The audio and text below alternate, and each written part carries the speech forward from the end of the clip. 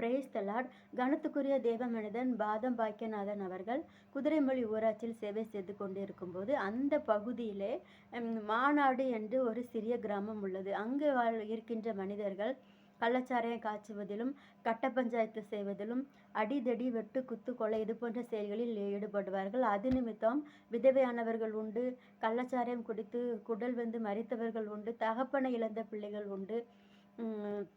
பாதம் பாக்கியநாதன் அவர்கள் மிகவும் கண்டிப்பானவர். 10 நிமிடம் கிடைத்தாலும் ஜெபம் செய்யலாமே என்று சொல்லி சக ஆசிரியர்களிடம் கடுமையாக நடந்து கொள்வார்.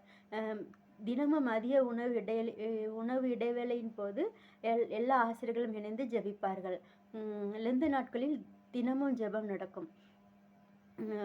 பாதம் பாக்கியநாதன் அவர்கள் சைக்கிளை எடுத்துக்கொண்டு அந்த கிராமங்களை சுற்றி வருவார். ஒரு நாள் மாநாடு என்ற பகுதியில் வரும்போது அவர் கீழே விழுந்து அவருடைய கால் முறிந்து விட்டது.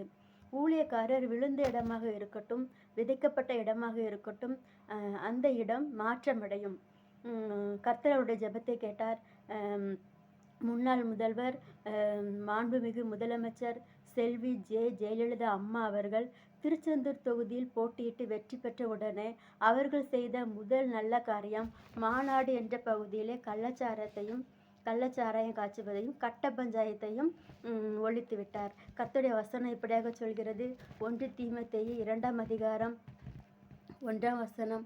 நாம் எல்லா பக்தியோடும் நல்லொழுக்கத்தோடும் கலகமில்லாமல் அமைதல் உள்ள ஜீவனம் பண்ணும்படிக்கு ராஜாக்களுக்காகவும் அதிகாரமுள்ள யாவருக்காகவும் விண்ணப்பங்களையும் ஜெபங்களையும் ஸ்தோத்திரங்களையும் வேண்டுதல்களையும் பண்ண வேண்டும். ஆமேன். அல்லேலூயா.